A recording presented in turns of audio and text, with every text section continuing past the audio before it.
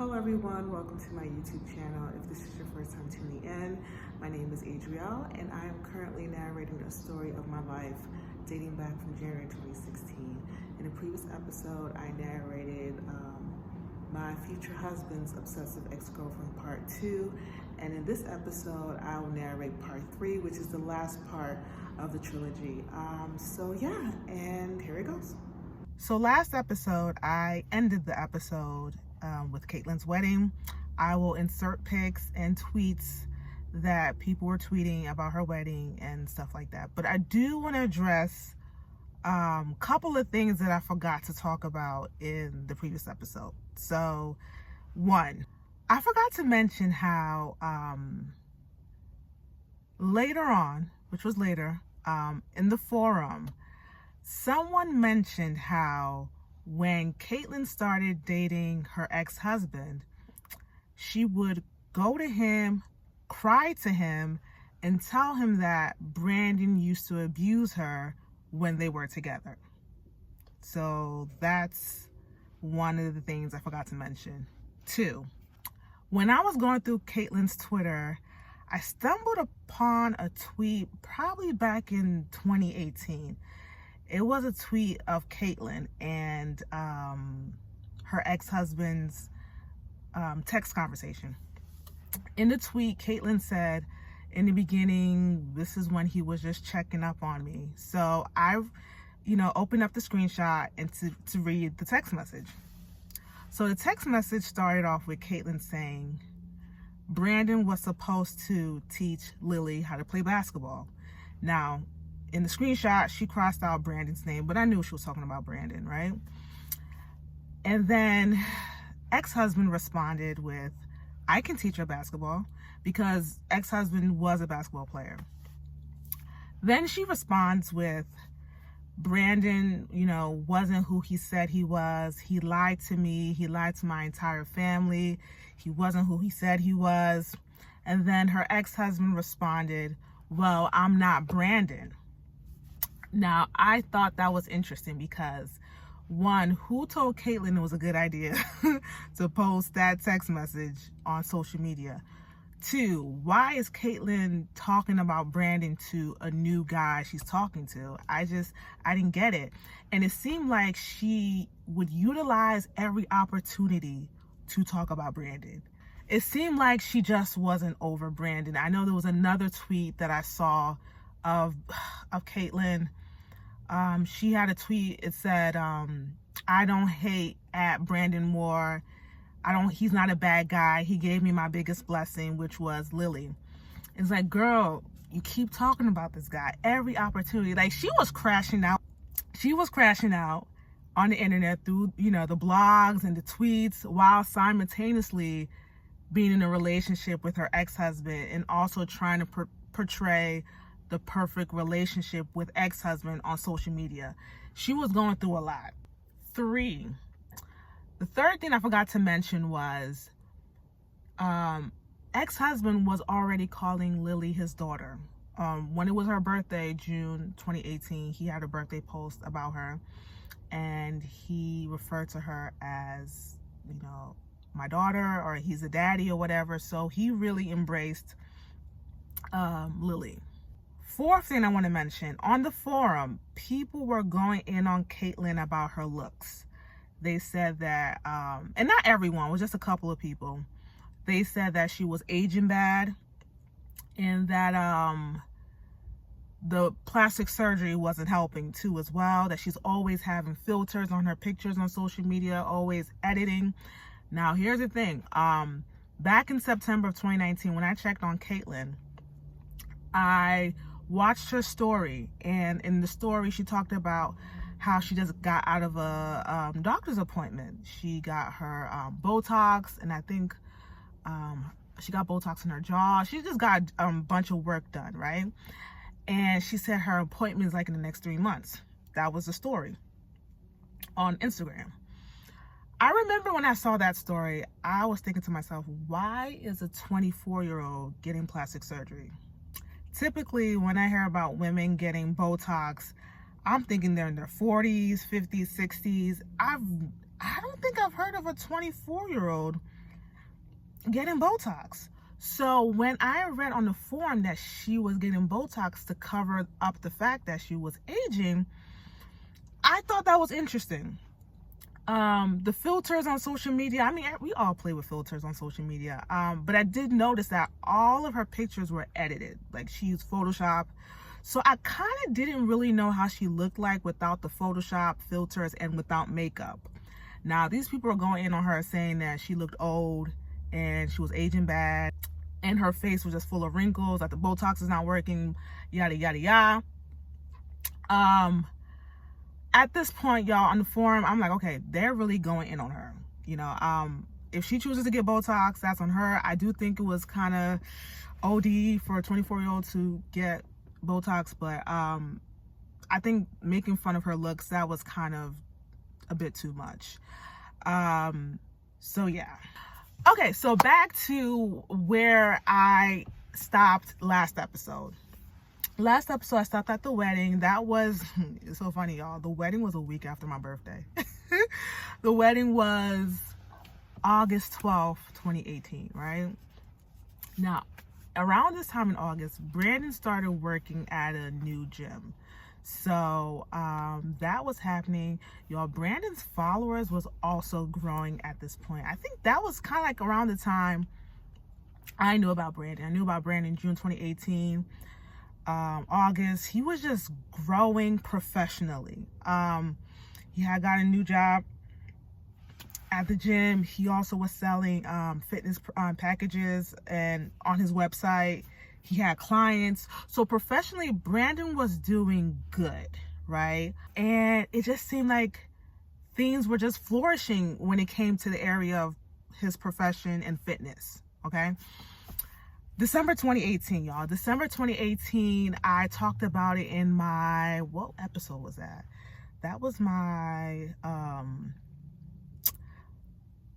a love child and sleep paralysis episode, right? I talked about how I came across a comment that someone made under a picture of Brandon, how Brandon left his GF while she was pregnant, and so to me that erased all fineness, right? Well, there were a couple people who liked that tweet. One of them was Caitlin. So when I found out about that in 2020, I thought that was interesting because December 2018, Caitlin is married. Why is she still checking up on posts about Brandon? Why is she liking comments about Brandon being a deadbeat? Like, you're supposed to be happily married, right? She presented her ex-husband to be her knight in shining armor. You got the fairy tale love story. Why are you still worked up about Brandon? That was very interesting and very telling. So in my mind, I'm like, okay, she's still stalking him. Like, after everything, she is stalking Brandon, even though she's married. March 2016, 2019, Caitlin tweets, and I'm going to post a tweet on the screen. I'll never understand the mind behind a deadbeat parent. You could have the most amazing child and pretend like they don't exist. It really makes me sick. This was March 26, 2019.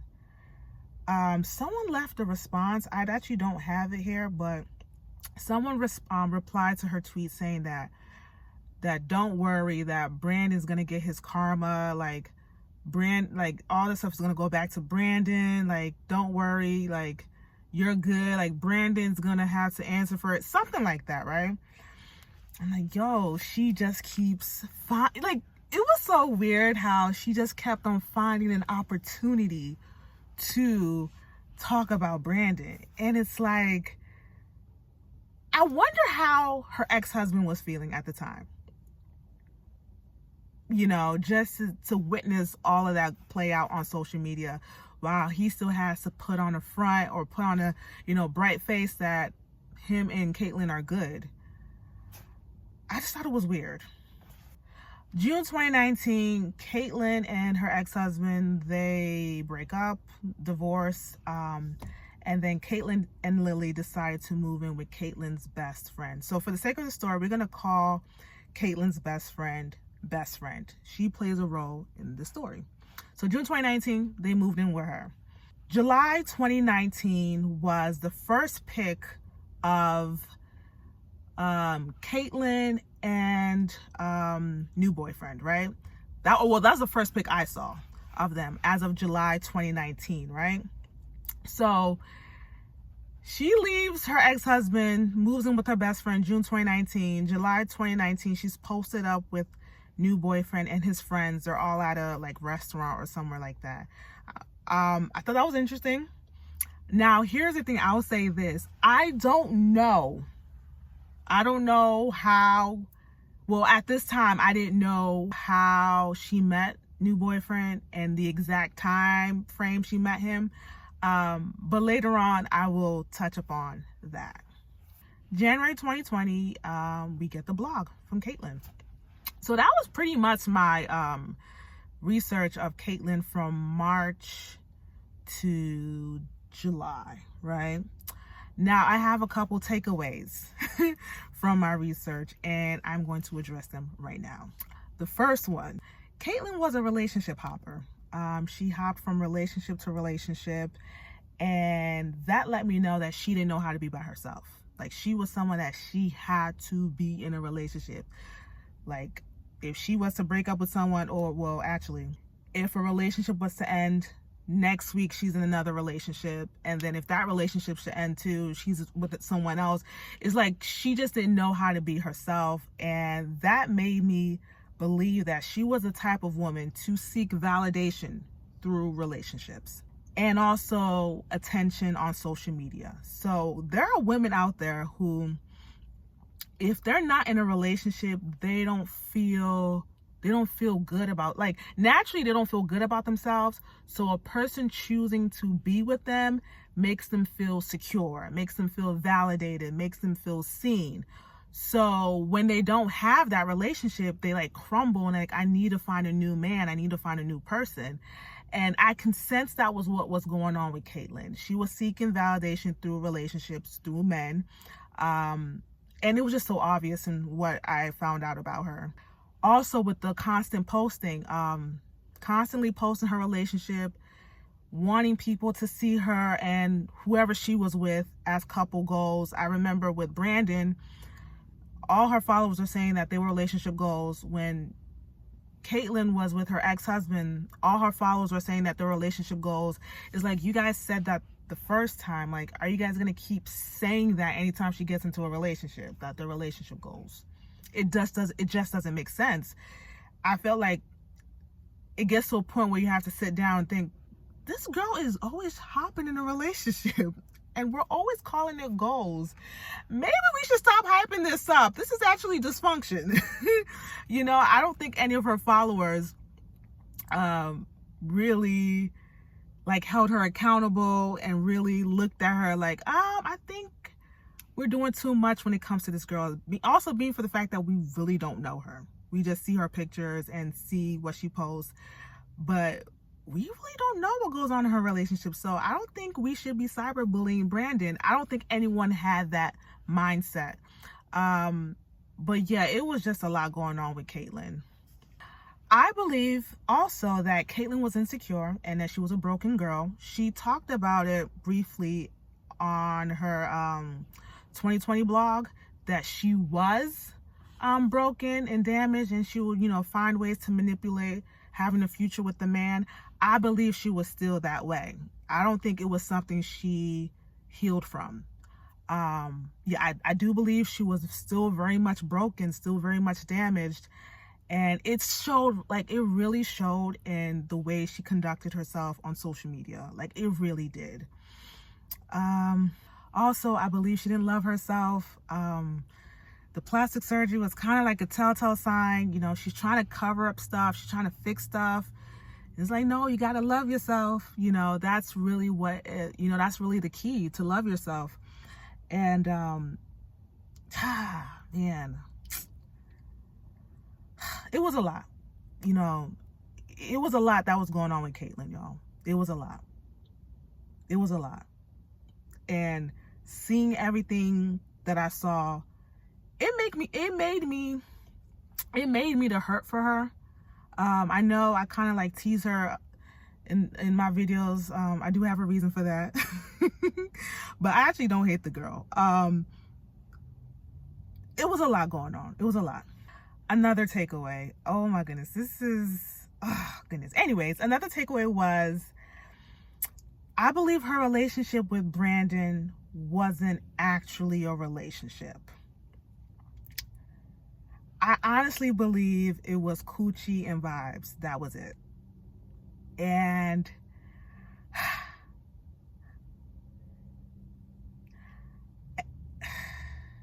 because I really do believe that Brandon was using her to meet the needs that were lacking in his relationship with Stephanie. And,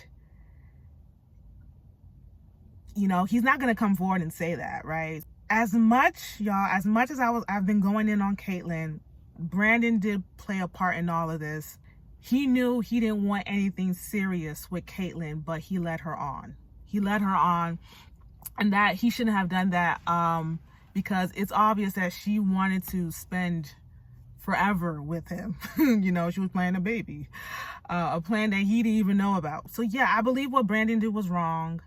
I believe what he did was wrong. I believe he should have never led her on. I believe it was coochie and vibes. I believe she was a distraction. I believe he used her to make himself feel better because there were things going on in his relationship with Stephanie that just wasn't good, and he needed a distraction. That was very unfortunate. That was very unfortunate that happened, and I believe he was wrong for that. Another thing, y'all, another takeaway is that I believe she cheated on her ex-husband.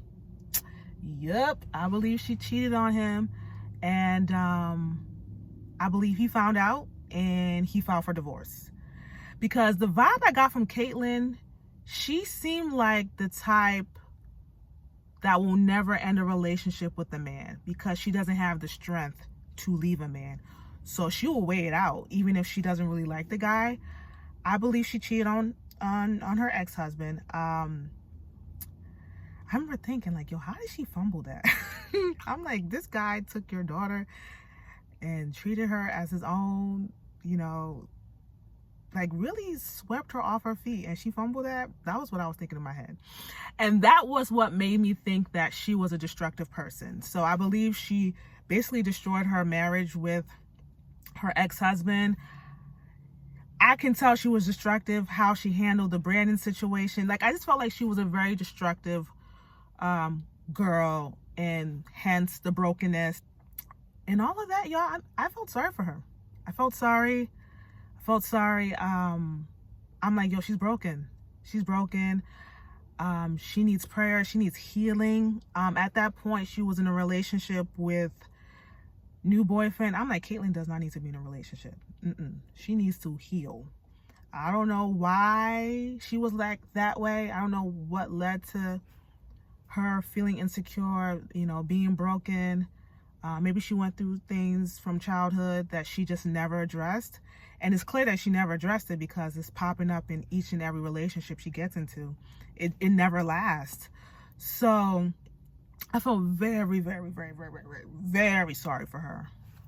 So at the end of it all, y'all, I was really hoping the best for her. I was hoping for her to get healed. I was even praying for her too as well. The only thing I wanted her to stop was to stop talking about Brandon, because one, he's my future husband, so you gotta stop talking about him. And two, it's like, I didn't think her airing him out and like making him seem like this bad guy was helping the situation. You know, I just don't think it was helping the situation. So yeah, I just feel like she just needed to truly forgive Brandon and stop the whole social media stuff when it came to him. And yeah, that was it. I also too, as much as I did feel sorry for her, I still believe she was a liar. I still believe she was a liar. I still believe there were things that happened in 2016 that she didn't mention in her blogs or in her tweets. So whatever her followers knew about her relationship with Brandon, it was whatever Caitlyn had put out there, right? I don't believe she put everything out there. Nami is somehow in the mix of Brandon and Caitlyn's relationship. Yeah, there's just so many things that happened in that 2016 time. I'm like, yo, I need to know. Now, I was glad with the research I had, but there was still more information that I needed. There was still more digging that I had to do, and I did that. I did that. Come July, y'all, there comes like a turn of events when it comes to the whole Brandon and Caitlyn situation. Things that I found out, things that were happening in the month of July of 2020. And yeah, so when I get to that point, I will talk about that. Next episode, I'm going to basically finish up the month of March and then talk about the month of April. So if you are liking an unlikely story, please comment, subscribe, share, and I'll see you in my next video.